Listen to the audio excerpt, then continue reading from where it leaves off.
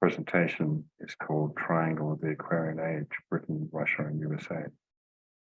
Now, I realize I might be going over things that we've looked at yesterday and today even, but as I said before, repetition doesn't hurt to really carve into our minds the understanding of some of the essential energies we're dealing with nations. So there will be some repetition here, but we're looking also at the subject from slightly different angles. And so we are looking at the fundamental forces of this triangle: Ray 2, love, wisdom, soul ray of both the USA, of Britain, where it says 2621 here. Ray 6, idealism, devotion, which is the outgoing cycle of the ray now. And the personality ray of both USA and Russia. Okay. Then we're looking at ray 7 as the soul ray of Russia, the incoming cycle of the seventh ray, which is gaining in strength rapidly, I think. And we're also looking at ray 1 and its power. It's supposedly out of incarnation at the moment, but is coming into power, back into expression again. And so they are the ray forces of the nations. And then we have the zodiacal forces through which the rays express: USA, Aquarius soul; Russia, Aquarius soul; USA, Gemini personality; Britain, Gemini soul. So we can see these connections between nations, as Melbourne and others have mentioned yesterday. And Russia, of course, has a Leo personality, the opposite sign to Aquarius. Britain has a Taurus personality. Quite often in the personality expressions of nations can be problematic, or can express the shadow of that particular nation, but also in the distorted expression of the soul qualities too. For instance, Britain is a Gemini soul, and the Tibetan mentions in esoteric astrology how Britain expressed many of the lower expressions of Gemini throughout its career, if you like. And equally so, it's able to express, of course, the higher note of Gemini. Gemini being the sign of communications primarily. So there we have, and I'm going to be, in this presentation, I'm going to be coming back to some of these themes, so don't worry if you don't take all this in right now.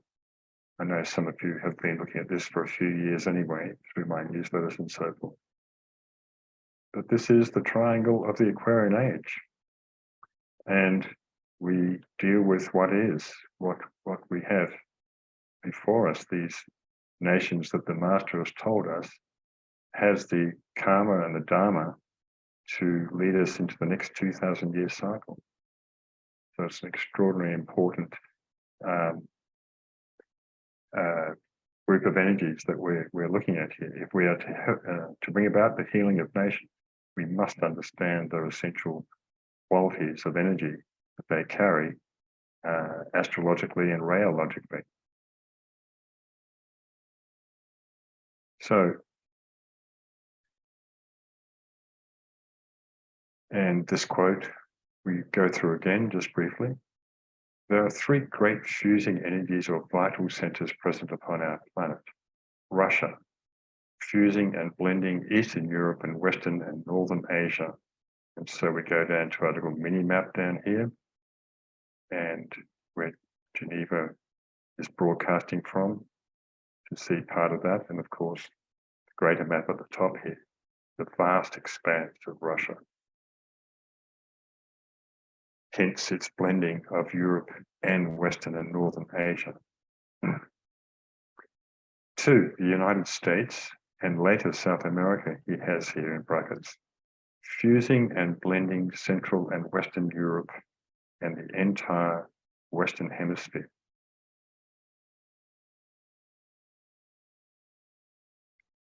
Hang on a second. That's not right. I think something's jumped out of context there. Just a moment. Just going to look something up here.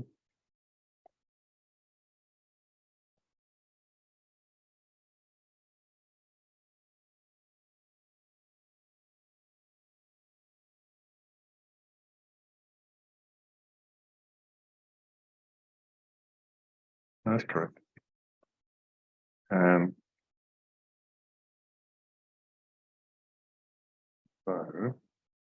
where am I? Trying to pick up my screen here. There we are.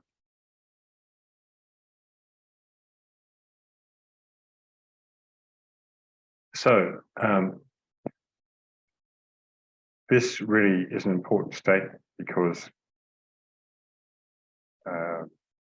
in terms of New York being one of the 5 major planetary centers, with its jurisdiction over the Americas, as I mentioned yesterday, the United States as a whole has a fusing and blending role in Central and Western Europe and the entire Western Hemisphere.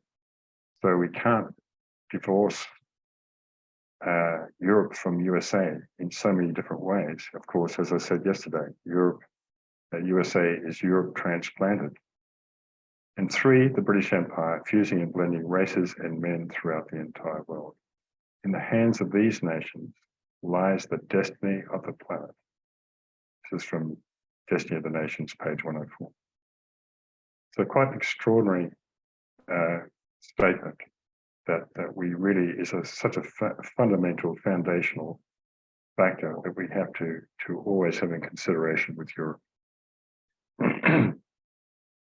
One of the main reasons why there lies the destiny of the planet is because Russia and USA have Aquarian souls, as I mentioned yesterday, and only one other nation has an Aquarian soul, and that is the Netherlands or Holland.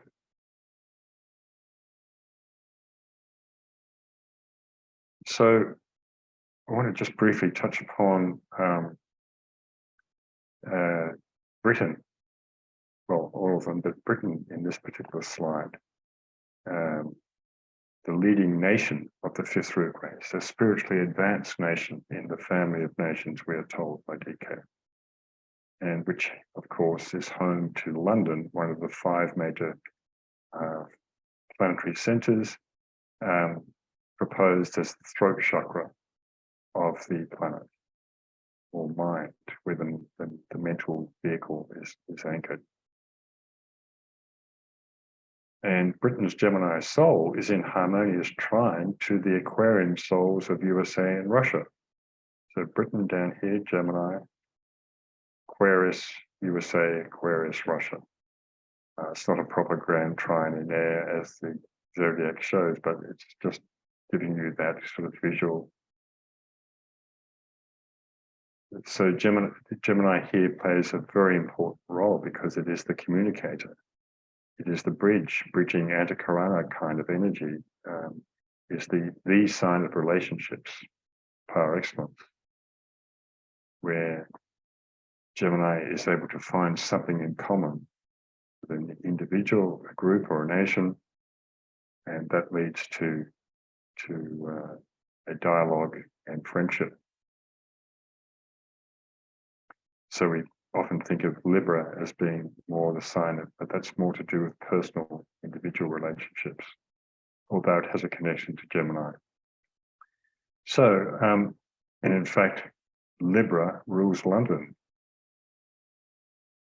London creates an air-ground trine to Aquarius and Gemini. So we have the whole air-ground trine activated through Britain and London and their ruling signs, the Gemini soul of Britain and the Libra personality of London. Now, and I've underlined this word here, theoretically, this allows harmony between the 3 nations. But that is being blocked at the moment for the various reasons that we've talked about and will talk about during the conference. And so Britain's stubborn and deeply materialistic Taurus personality, as I've written about many times in my newsletters and books, is in T-square to USA's Russia, Aquarius, Leo configuration. So just got over here, Britain, Taurus personality. Moscow is a Taurus soul. So there's a direct connection between Britain and Moscow in this respect, the points in common. And yet Britain's Taurus personality makes a T-square to London's Leo soul and USA, Russia's Aquarius soul. So there's all sorts of dynamics going on here that would take a couple of chapters of a book, I think, to really tease out and show you in a way that's much clearer than what I'm showing here. But just to touch upon these relationships that exist between major cities in Europe or around the world and the nations themselves. At least that's how I see Britain's Taurus personality currently. All entities do change their personality rays and zodiac signs at different times. But I still see Britain with a Taurus personality at this point in time. The problem preventing, in my view, my personal view, preventing unity of nations, of this nation's triangle, is the revival of the Cold War against Russia by NATO and the West. Propaganda and demonization of Russia's actions and leaders. Of course, Russia, like any other nation, is no saint. It has its pitfalls, it has its shadow, but this is how I perceive the current situation. And so what has happened is that Britain has been almost taken over by USA in many ways. Strongly, it's an understatement to say that Britain is strongly influenced by USA and NATO. And so together with other European nations, they have exercised constant military exercises and threats, and Russia has been virtually surrounded by NATO nations or strategically placed military forces, as this map shows here. NATO is in the dark blue countries here, from Turkey in the south here, around to, what is that, Lithuania and those countries up there, Estonia, perhaps, Baltic states. Sweden now in the mix, but not coloured on this map. Norway, and the bulk of Western Europe, with a few patches indicating different degrees of association with NATO. NATO, the North Atlantic Treaty Organization that was set up after World War II to keep a control over Europe, to for all the reasons, I think Melvin said yesterday, what was it, to keep the Russians out, the Germans down, and the USA in. Correct me if I'm wrong there, I kind of probably mangled that, but it's a very outdated organization that should have started to go out of business, so to speak, in the 1990s when the USSR was finished, but it kept going because of old thought forms and hatreds from decades in the early decades ago in the early 20th century. So I see the seeds of harmony between these nations can be sown only if their national souls can be awoken, and I don't see, at least in USA and Britain at the moment, they've lost their way completely. I don't see the soul connection. And so they need some help subjectively for their, obviously there are people in both nations who are soul aware, but at the moment, the dominance of the material forces over both these nations I don't know so much for Russia, but it's easy to see with USA and Britain, as I've mentioned frequently in my newsletters in the last few years. So don't take my word for it, of course. One has to do one's own research and with these matters and try to blend the esoteric with the exoteric. So the best approach to create harmony, directing energy rightly in group cooperation, is invoking the souls of nations, ignoring the personalities of their leaders too, by the way. That's a big one. So, and just briefly, when we visualize in the meditation this morning, we see Geneva as the eye of the triangle, and Geneva being a first ray soul with a second ray personality, which I think is an incredible combination and so pertinent and relevant to this triangle, given the fact that USA and Britain are both second ray souls. Russia does have a lot of second ray as well, by the way. In a passage that I've quoted a few times in newsletters, it's not just the 7-6 here. There's DK discusses the second ray presence with Russia. Perhaps Svetlana or Dennis can elaborate on that later on today. But Russia, the Russia that DK was referring to, the Tibetan was referring to when he wrote those books, included Ukraine, the old USSR, and Belarus, and maybe a couple of other states I can't think of right now. So I'll be talking more about Geneva in my next presentation tomorrow.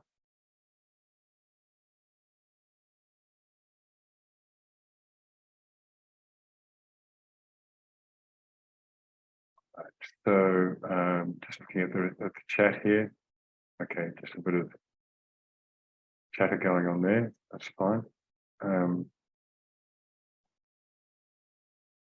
So again, we went through this in the meditation. In meditation, we pour the light of our group soul through the 3 cities of these nations.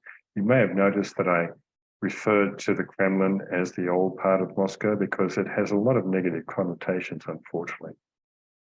You see the newspaper saying the Kremlin, the evil heart of Moscow and all that kind of stuff.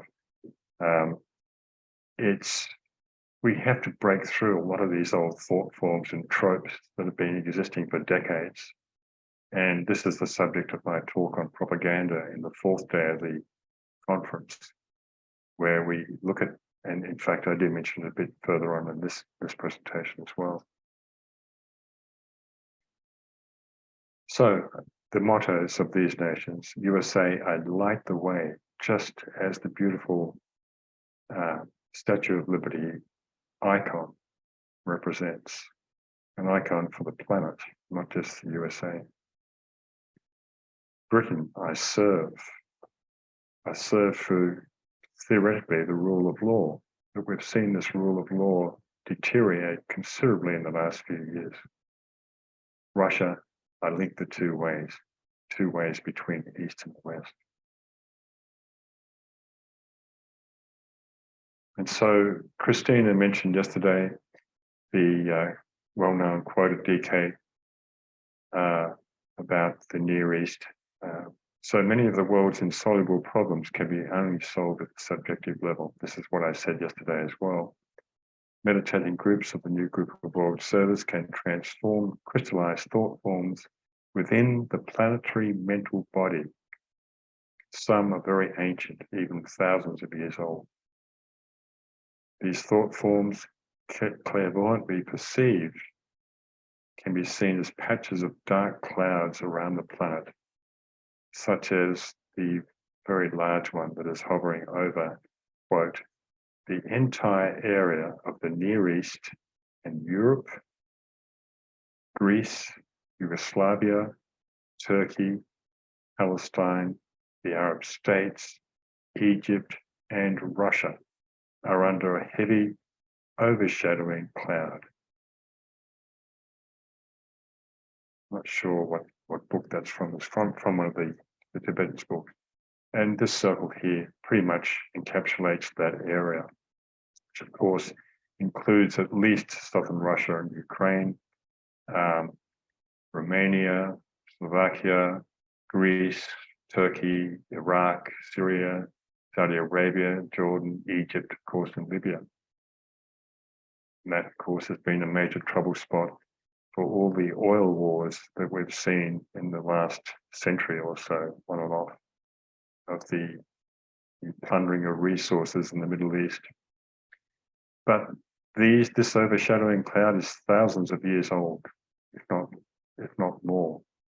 These ancient thought forms and shadows of the various nations combined have created a dark spot on the planet. And there may be other dark spots around the planet as well, of course, but this is one of the major ones that is in the proximity of Europe that is difficult to dislodge. And in some meditation groups that work with DK's formula of dispelling glamour from his book, Glamour, A World Problem, are working with this, applying the formula that DK has given for individual and or group dispelling of glamour on a regular basis, on a weekly basis with a group to visualize sending, dispelling lighted energy to these areas of the world. As I said here, so many of the world's insoluble problems can only be solved at the subjective level, which means working on the mental plane, dissolving these thought forms upon the astral and mental plane. This is where the many centuries of glamour have compounded the strength of these thought forms, these crystallized old patterns upon the mental plane. So, just going to the chat for a second. Someone's dropped in the passage. Thank you, Alexander. Irina says, what you see in the triangle is the image representing Moscow. Here is not the Kremlin, unless someone wants to be representation to be the one prominent Orthodox Christian churches of Moscow. Thanks for the clarification there. But I'm just looking at iconic images like Big Ben, the old buildings in Moscow. Of course, modern Moscow is a completely different city. It's quite amazing. So as 2025 approaches, the centennial conclave of the hierarchy in Shambhala is about to get underway, just around the corner. It's minutes away in terms of the long-term cycle. And there's much to do to offset the onslaught of materialistic forces upon humanity, which really upped the ante in the last few years, since 2020, I think, through their conscious and unconscious minions on the planet. These methods of meditation by dedicated and organized groups are one of the key solutions to fighting this battle. But of course, there are many people at the coalface in the outer world. We're talking about the esoteric battle on the inner planes here, working subjectively and applying what we can practically from the esoteric teaching. Occult meditation is not easy. It takes a lot of concentration to direct energy correctly and to stay focused and stabilized individually, let alone as a group. So we are really beginners in this area. The Tibetan's amazing statement that World War II could have been avoided if groups of meditators had done the requisite work to diffuse the build-up of fascism in the 1930s. There is a few statements that you can find that don't exactly spell that out, but if you type in could have been avoided, you'll get 3 or 4 statements by the Tibetan in various books where he alludes to this. The fact that 40 or 50 people in a group where, I'm just guessing here, experienced and disciplined meditators, that World War II could have been avoided on the physical plane. This is an amazing statement when we think of how many million were killed. Was it 60 million people? And the suffering and the loss of human life and the tragedies, truly extraordinary. So we won't get fooled again, to paraphrase the Who, hopefully in this cycle, in terms of not going to sleep at our posts, for the esoteric workers, the new group of world servers, to be awake and to really strive to work in groups and apply the esoteric teachings, the subjective teachings, objectively. So in this diagram, of which I had in a newsletter a few months ago, I think, I linked up the, similar to what Malcolm showed us yesterday, the soul and personality signs of Leo. The blue stars, such as the one in Romania here, are the soul of that nation. The red stars are the personality. So Romania has a Leo soul. Italy has a Leo soul, but Rome has a Leo personality. So it's interesting, the double emphasis of Leo here, plus of course the other fire sign, Sagittarius, in Italy's makeup. Then of course we have Geneva, ruled by Leo. Then we have Paris, ruled by Leo at the personality level. Or was that France? Which one? Leo being the soul of London, Berlin having a Leo personality, and Moscow having a Leo personality. So a lot of Leo in Europe, as Melvin was saying yesterday. What does Leo mean? Leo is a sign of leadership. It's also the sign of the dictator too, of course. It depends on what expression is working out and what stage of evolutionary unfoldment that nation is at.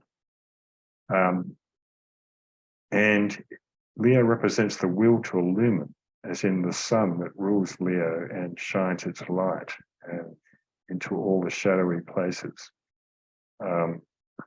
London's Leo is a good example of Rule Britannia, for instance. Britannia rules the British Commonwealth, if you like. And that's certainly worked out well in many ways, but also, of course, had its shadow or imperfect expression.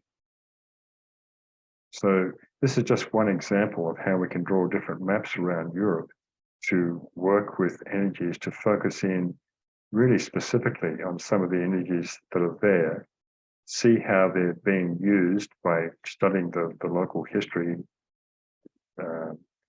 present history and older history, and work out various relationships. There are various triangles within this particular pattern here, of course. So it's a big job, and that's something that will take probably decades or centuries for esoteric students to apply. But we are making a very humble start with this in this early part of this century.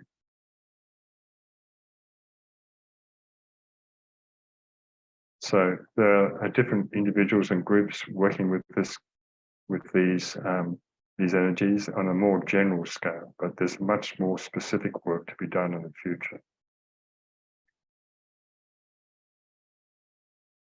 So how do we as esoteric students transcend our differences of opinion on the world situation? We all have opinions that are gleaned from varying degrees of informing ourselves.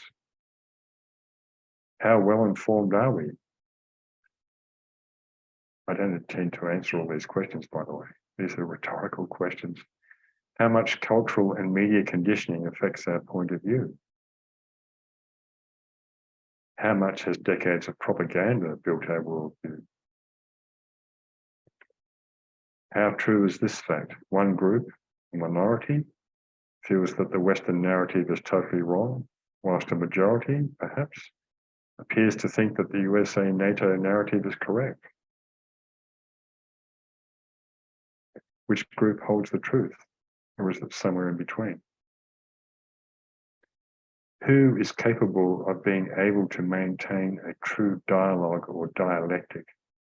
This is something that I asked in our Telegram forum that we've been running for the last few weeks. I believe very few people know how to truly dialogue. The lost art from ancient Greece that I think has been somewhat distorted in modern academia, because it really has descended into debate, ego-based debate that seeks to win an argument or to assert one's thought over another person without really listening to the other side, which is what true dialogue is about. So dialectic comes from the Greek, dialektike, I'm not sure how you pronounce that, probably mangled it. Related to dialogue, the dialectical method, a discourse between two or more people holding different points of view about a subject, but wishing to establish the truth through reasoned argumentation. I would supplant the word dialogue, because argumentation implies the bringing in of emotional energies or emotional attachments to ideas that cause so much conflict. Dialectic resembles debate, but the concept excludes subjective elements such as an emotional appeal and rhetoric. And the word rhetoric, what does that mean? The art of persuasion with grammar and logic, or dialectic, is one of the three ancient arts of discourse. So dialectic is logic, it's using the lower concrete mind, and we can only go so far with that, of course, with regard to ideas. And of course, we have a diagram over here. Some of you may be familiar with the Hegelian dialectic synthesis that results from thesis, antithesis, and so forth. I would guess that most esoteric students have no idea what this is. I'm pretty ignorant about it myself either. I know I passed over it in my history lesson at school. So we aspire to work from the soul level,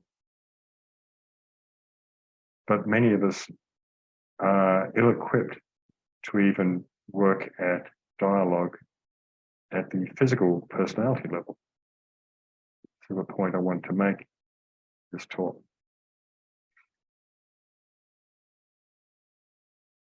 Just before I go to the next slide, I'll just read Dennis's comment here in the chat, reading this quote, which is the one I read out before about Russia, USA, and Britain. One must realize that it's more than 80 years old. You have to understand that Russia was a completely different country back then. In addition, Russia then included Ukraine, indeed. And I kind of took that for granted that everyone would realize that. But thanks to the reminder, Dennis. Yet many of the energetic principles that DK laid down at that time still apply, in my view, through really looking at those different nations. And of course, but we have to be flexible to a degree. Of changes do happen, yet we run a fine line between dismissing things that were written 100 years ago in favor of some revisionist kind of history in the present day. So it's a fine line to tread there. So the healing of nations, and the leaves of the tree are for the healing of nations, from Revelation 22:2. Oh, a lot of twos there. If we aspire to bring about healing of nations at the soul level, of working from the ashram, so to speak, but are still locked into the impasse of opposing views, is there a dichotomy, disconnect, contradiction, a lack of alignment? How to reconcile, to rise above despite entrenched differences of both parties? aspiration to work at the soul level is one thing, but endless bickering at the personality level means that two parties are caught in a cul-de-sac where nothing is resolved, like this little housing cul-de-sac here. Both parties feel that they are right because of their information gathering, their cultural conditioning, and their general perspective on the world. But what does it mean anyway to work at the soul level? We tend to throw these phrases around, but it's a little bit vague and nebulous at times. What does it mean to work at the soul level? How do we work with the souls of nations? Coming back to the ray and the astro-rayology of each of the nations is one place to start. How do we connect with the energy of the zodiac sign and ray associated with the nation's soul? How do we summon the national angel or archangel of the nation?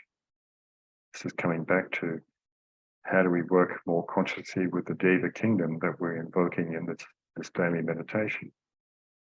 We don't have esoteric knowledge about the Deva kingdom. We need at least some knowledge there to know what we're connecting with and how to connect with them safely. So these are all things that will be developed during the Aquarian age as the human kingdom and the Deva kingdom will come much more closely together in a more conscious cooperation. Another table that you can look at perhaps later, it may be confusing for some of you, but I've just listed Switzerland and Geneva who have been given zodiac and ray assignments, Britain, USA, Russia, London, New York, Washington, and Moscow being four primary cities that are related to the planetary center of New York, of course, but Washington being the political center in the USA. And they've all been given assigned by DK, astro-rayological energies. And so again, as in the map I showed you before, we have places in common. We have the Aquarius personality of Switzerland, for instance, linking with the USA and Russian soul, linking with Moscow's Aquarius personality. And I haven't drawn in too many arrows here because it just looked too confusing. But we can make many other connections, for instance, Moscow's Taurus soul, as I mentioned before, with Britain's Taurus personality. USA's Gemini personality with Britain's soul.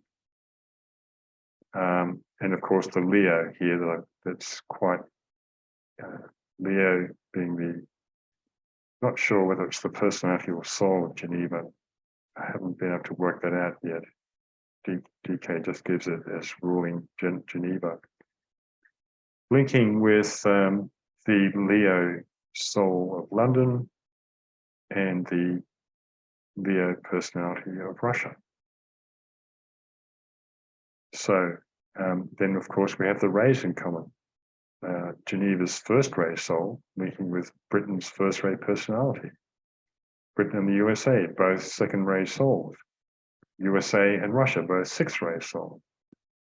Russia's seventh ray soul linking with London's seventh ray personality. And so on. New York's second ray soul linking with, obviously, the nation, but also Britain's second ray soul.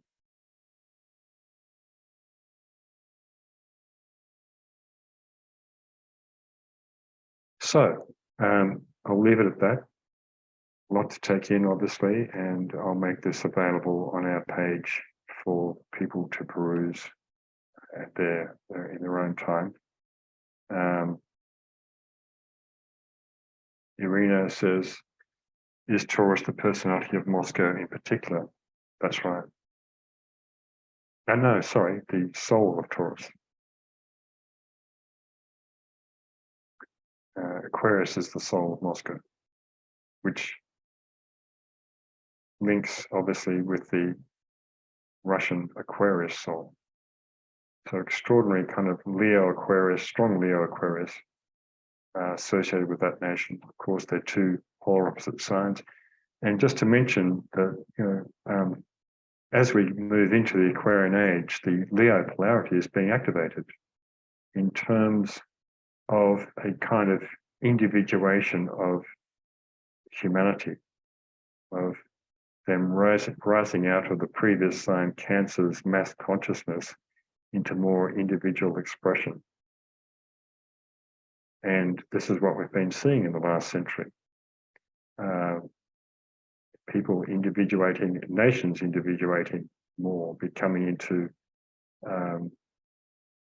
more specific expression, if you like, more advanced mental expression. And this is part of the problem right now, of course, because we are dealing with the shadow of the fifth root race and the shadow of the lower concrete mind, the pride of mind, and the humility factor that was discussed yesterday. So another comment in the chat, perhaps, just about time up, I think. Yeah, a couple of more minutes. Any other questions or comments from anyone, or you can put your hand up if you want to.